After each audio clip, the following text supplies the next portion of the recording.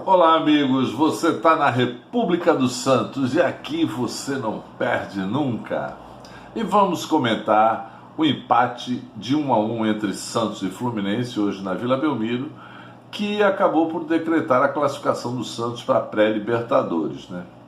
Novamente o Santos não fez uma grande partida, o Santos oscilou várias vezes durante os 90 minutos. E no começo do jogo, o Fluminense, que parece ser um time mais estruturado, um time que vinha de uma sequência grande de vitórias, um time que mudou muito depois que entrou o Marco Antônio comandando o time, o Fluminense teve um certo domínio, né, do jogo, e isso deixou o time do Santos meio perdido, que saiu. O Cuca novamente insistiu com 3 volantes, né? Hoje agora saindo com o Sandri, com o Balieiro e com o Alisson. O Santos não tinha nenhum poder de armação no meio de campo, as bolas que chegavam na frente geralmente era fruto de chutões da defesa. E o Marinho, o Marcos Leonardo e o Lucas Braga que se virassem lá na frente, né? Foram poucas as bolas jogadas trabalhadas, né? E o Fluminense foi se estabelecendo em campo, dominando de uma certa forma o jogo e tendo um time mais equilibrado, onde o Nenê estava muito bem no meio de campo. Numa perda de bola no meio de campo, o Fluminense aos 15 ou 16 minutos conseguiu fazer o primeiro gol com o Luca, numa bonita arrancada. Uma perda de bola do Santos é que gerou o contra-ataque. E a bola foi bem metida para o Luca, ele colocou no cantinho do João Paulo, que não teve culpa nenhuma, porque era uma bola praticamente indefensável. E o Fluminense saiu na frente, começando a vencer o jogo por aí. O que acontece é que quando se esperava que o Fluminense fosse até dominar o jogo e criar uma situação de mais gols, aconteceu o contrário. Como a maioria dos times brasileiros, a partir do 1-0 começou a querer garantir o resultado. O Santos, obviamente, jogando em casa, foi para frente e o Fluminense foi se encolhendo, mesmo sem ter um bom primeiro tempo. O Santos acabou, da metade para o final do primeiro tempo, oprimindo o Fluminense no campo de defesa, mas o Santos se sentia muito da falta de um jogador de meio de campo, um cara que pense o jogo, né? O Santos não tem isso, né? Na verdade é uma falta geral no futebol brasileiro, já falei isso várias vezes aqui, volto a repetir, a gente não tem mais aquele meia esquerda pensante, né? Hoje o futebol prioriza muito volantes que sabem marcar muito bem, mas a grande maioria dos volantes não sabe ser verticais, jogam muito para o lado, quando tem a bola no pé, poucos sabem o que fazer com ela. Isso é bem nítido na grande maioria dos clubes. Poucos volantes chegam à frente chutando bem a gol, porque geralmente o volante é um cara que não é marcado. Quando ele tem essa capacidade, ele muda a aparência do time, né?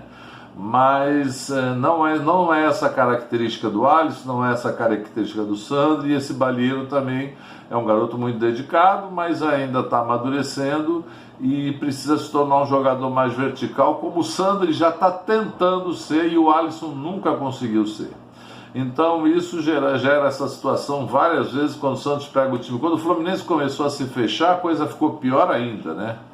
E se quando o Santos joga com o Marinho e com o Soteldo, você ainda tem 2 opções de lado de ataque, às vezes os laterais sobem, isso pode ajudar a confundir a defesa adversária. Mas quando você joga só com o Marinho, o Marcos Leonardo, um cara que fica lá esperando as sobras, porque ele não tem uma grande capacidade criativa, às vezes vem no meio do campo, tenta marcar a saída de bola da defesa adversária, mas ele não é um jogador criativo, que vai criar alguma coisa. Ele vai viver de sobras, e isso é uma das funções do centroavante, está sempre esperto ali. O Lucas Braga hoje foi até um pouco melhor, foi um cara mais incisivo, partiu para cima, tá ganhando maturidade esse jogador, ele pode se tornar um grande jogador, porque ele começa a demonstrar que ele tem alguma habilidade que estava tímida dele, né?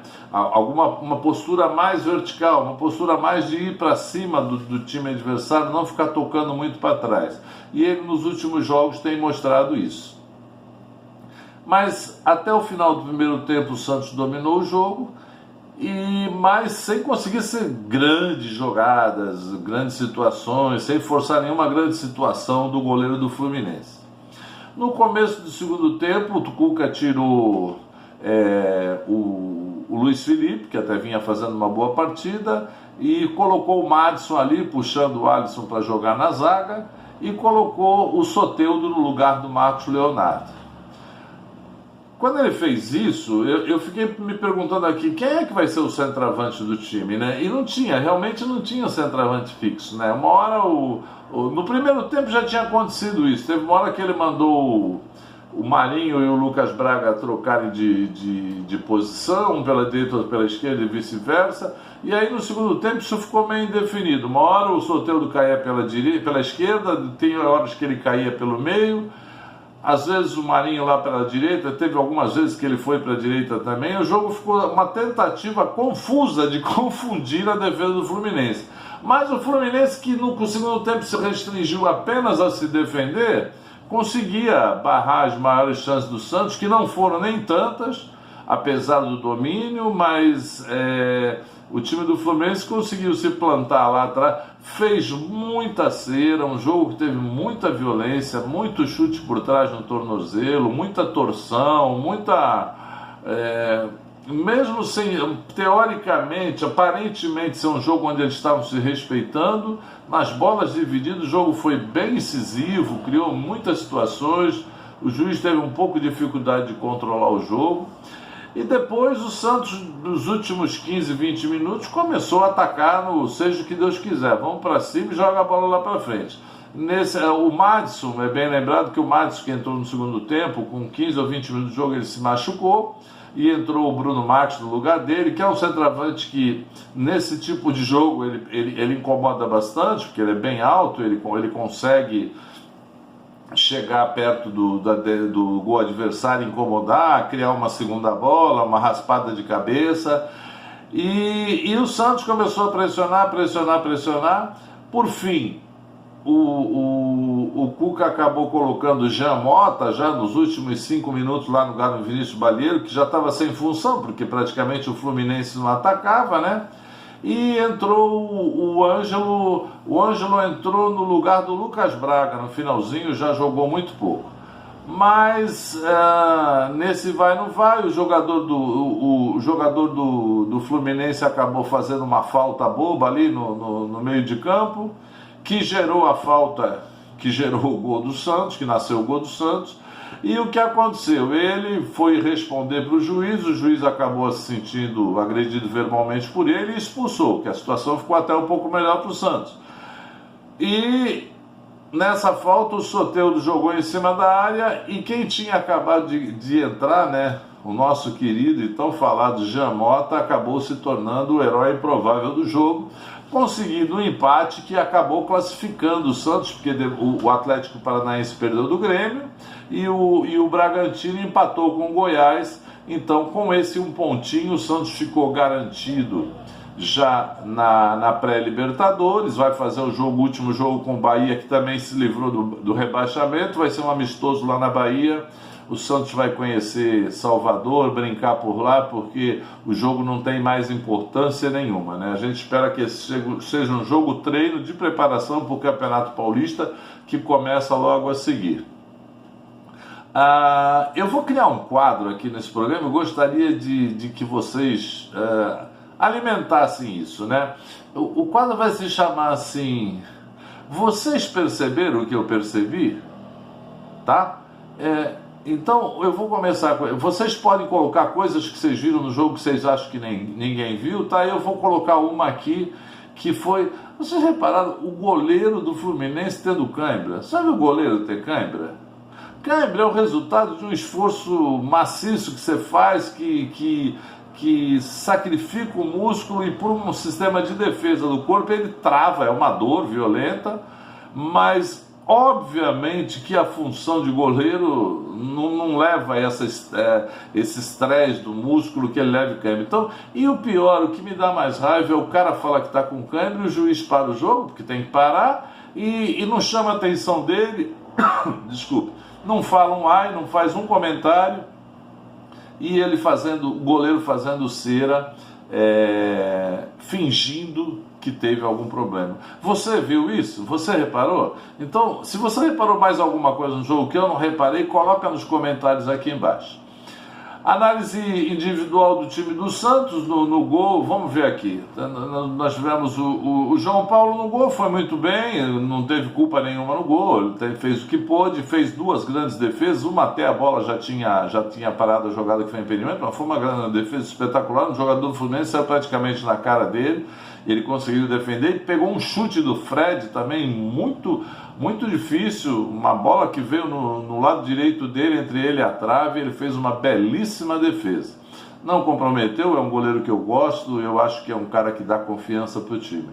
Pará muito dedicado, muito em todas as partes do campo, acho até que o gol foi um pouquinho nas costas dele, que ele tinha subido e esqueceu de descer, mas é um jogador que tem uma série de limitações, mas é muito aplicado e compensa essas limitações com a aplicação e se fixou no time do Santos. Vai jogar mais um bom tempo aí, porque é um jogador que, na média, ele vai muito bem. Poderia ter um pouco mais de capacidade técnica para ajudar no ataque, mas não é o caso dele. Ele não tem essa capacidade. Ele tem voluntariedade, mas ele não tem capacidade técnica. Enfim, mais ajuda do que atrapalha, isso é muito importante para o time, é um cara que tem uma certa liderança do time e isso ajuda. Luiz Felipe, para mim, estava jogando bem, vinha fazendo uma boa partida, não teve culpa na jogada do gol e estava jogando com firmeza e foi substituído porque realmente o Santos estava precisando atacar e fez essa opção de puxar o Alisson para trás e entrar com o Madison para botar mais um cara brigando lá no meio de campo. Luan Pérez é um cara que se fixou como titular do time, está jogando com muita segurança, às vezes vai para o ataque, já fruto dessa dificuldade que o Santos tem no meio de campo, ele às vezes vai para o ataque e provoca incômodos à defesa adversária, mas um jogador que está numa fase muito boa. Felipe Jonathan podia ser melhor explorado no ataque, está se limitando muito a ficar atrás, as poucas vezes que ele vai para cima, ele tem uma certa técnica, pode ajudar quem está jogando ali pela esquerda e chuta bem, né? Ele é um cara que para pegar... se eu sou o técnico, eu colocaria ele subindo mais e deixando o segundo volante mais cobrindo ele, porque ele é um cara que vindo de trás pode incomodar bastante a defesa adversária. Já no meio de campo, o Alisson sempre muito dedicado, mas muitas vezes confundindo aquilo que a gente fala sempre, confunde raça com violência com raça com violência. Raça é uma coisa, violência é outra. E muitas vezes joga a bunda no chão que não é necessário. Hoje tem diminuído um pouco, até não tem tomado cartões. Mas espero que ele melhore mais isso e principalmente que ele treine chutes de fora da área para ser alguma opção. Ser um jogador que tem um pouco mais de capacidade vertical, porque ele tem muita dificuldade nos passes, né? Só os passes laterais.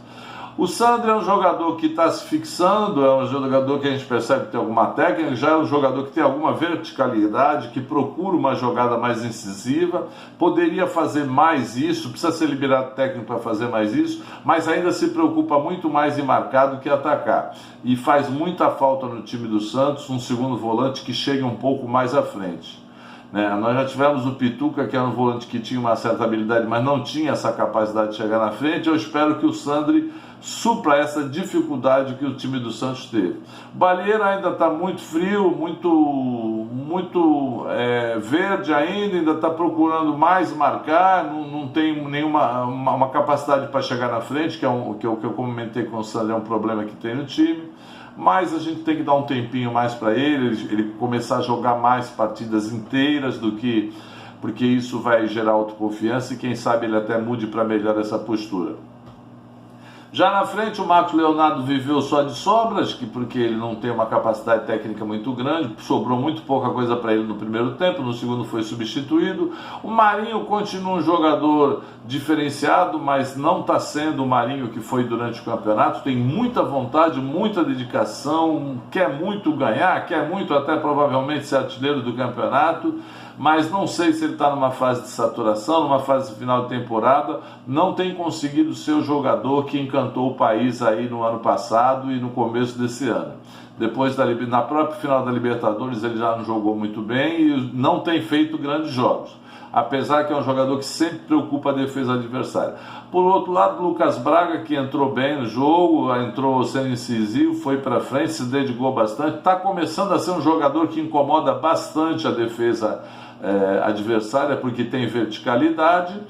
E o Soteldo, que entrou no meio tempo, é um jogo. Quando o Santos joga com o Soteldo e Marinho fica muito mais difícil marcar, mas acho que ficou muito embolado, muita gente ali no meio sem saber o que fazer, e em muitas situações bateram cabeça quando um time melhor distribuído poderia produzir muito mais. Acabou dando assim, o Soteldo deu assistência na jogada do gol, o que não deixa de ser um mérito dele, mas ainda assim não foi o grande jogador que ele é. A gente sabe a capacidade dele.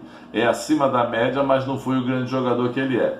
O Ângelo entrou no finalzinho, jogou muito pouco, né? Então pouco se deu para analisar. E o Bruno Marques, sempre um jogador chato de marcar, porque é um jogador alto, é um jogador que briga pela bola de cabeça, pode criar situações. Enfim, o time do Santos foi mediano, o empate foi justo entre o Santos e o Fluminense. O Santos não fez, tentou, mas não fez muito por merecer uma vitória. E o importante é que esse empate classificou o Santos para a pré-Libertadores, né? E esperamos que o Santos passe nessa pré-Libertadores, porque a Libertadores, além de ser um torneio muito glamouroso, que dá muita visibilidade, também é um torneio que dá muito dinheiro, que o Santos precisa muito aqui. A última partida vai ser contra o Bahia, a gente vai estar aqui comentando.